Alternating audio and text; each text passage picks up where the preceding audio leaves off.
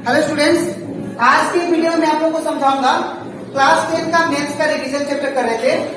Exercise revision 1 का मैंने आप लोगों को क्वेश्चन नंबर 1, 2 और 3 कंप्लीट करवा दिया था। ठीक है, आज के वीडियो में मैं आप लोगों को सिखाऊंगा क्वेश्चन नंबर 4 और 5।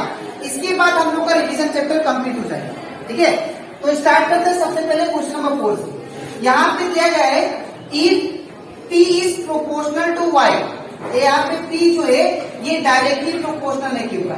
ठीक है, and when P equal to 6, अगर मैं P का वैल्यू 6 डालता हूँ तो यहाँ पे पूछा गया है, यहाँ बोला गया है कि देन Q इक्वल टू 30। अगर मैं P का वैल्यू 6 डालता हूँ तो मेरा Q का वैल्यू 30 आता है। ठीक है, और अगर मैं P का वैल्यू 2 डालता हूँ तो हमारा then the value of Q क्या होगा, हमें ये पूछा गया है। ठीक है, तो सबसे पहले अगर देखिए यहाँ पे क्वेश्चन दिया है कि P जो है वो प्रोपोर्शनल है किसका, Q का। P जो है ये डायरेक्टली प्रोपोर्शनल है Q का। मैंने लास्ट में समझाया था कि अगर आप लोग को कोई भी चीज ऐसा फॉर्म में दे तो इसको बोलते हैं इनवर्सली प्रोपोर्शनल। इनवर्सली मतलब अगर ये इंक्रीज होगा तो ये डिक्रीज होगा, और ये अगर डिक्रीज हुआ तो ये इंक्रीज होगा। ठीक है, तो इन द सेम वे अगर यहाँ पे ये जो है ये इनवर्स के फॉर्म में नहीं दिया है, तो अगर ये इनवर्स के फॉर्म में नहीं दिया है इसका मतलब अगर P इंक्रीज होता है तो Q भी इंक्रीज होगा। ठीक है, और P डिक्रीज होता है तो हमारा Q भी क्या होगा, डिक्रीज होगा। तो यहाँ पे आप लोग को कुछ कंडीशन प्रोवाइडेड है। यहाँ पे बोला गया है अगर P इक्वल टू 6 है, अगर P का वैल्यू 6 है तो हमारा जो Q का वैल्यू है कितना आ रहा है, 30। Q का वैल्यू 30। ठीक है, और अगर P का वैल्यू हम लोग 2 लेते हैं तो हमें फाइंड करना है Q का वैल्यू कितना।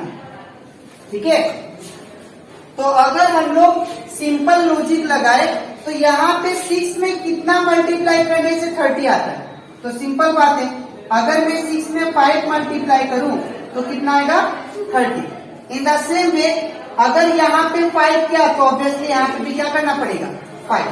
तो हम लोग क्या करेंगे, 2 इंटू 5, तो 2 5 का कितना आ गया यहाँ पे 10।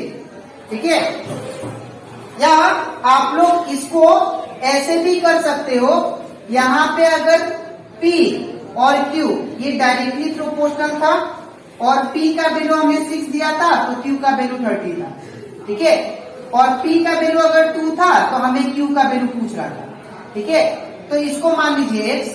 ठीक है, अब कर देते हैं क्रॉस मल्टीप्लाई, ये वाला इसके साथ, ये वाला इसके साथ, तो ये हो जाएगा 6 into X, 6x equal to 30 into 2 it become 60। ठीक है, इसके बाद अगर मैं x को सिंगल छोड़ू तो 6 कहाँ जाएगा, मल्टीप्लाई में, इसे रन से डिवाइड, तो 60 बाई क्या हो जाएगा 6।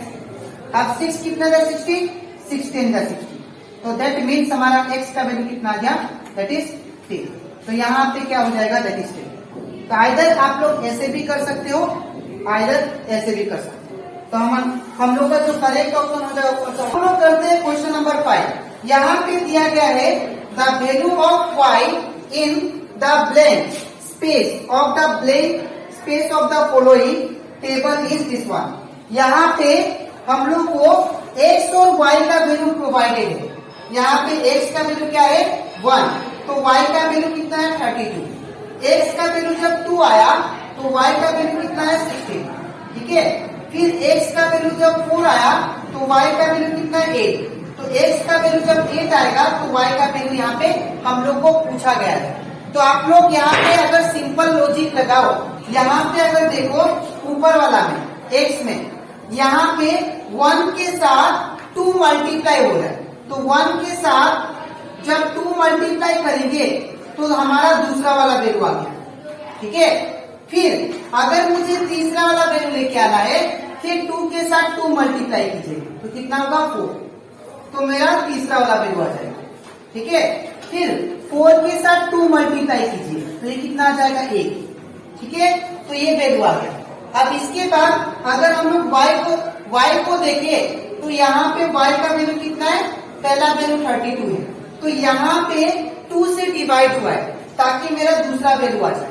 तो अगर मैं y का वैल्यू कितना है, पहला 32 है, तो अगर मैं 32 को 2 से डिवाइड करूं तो ये हो जाएगा 16, जो कि मेरा दूसरा वैल्यू है।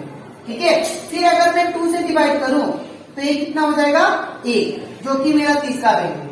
तो सिमिलरली अगर मैं इसको 2 से डिवाइड करता हूं तो मेरा फोर्थ वैल्यू आ जाएगा, दैट इज 2 4 जा 8। ठीक है, तो दैट मीन्स इसमें से जो करेक्ट ऑप्शन होगा कौन सा होगा, दैट इज ऑप्शन 3।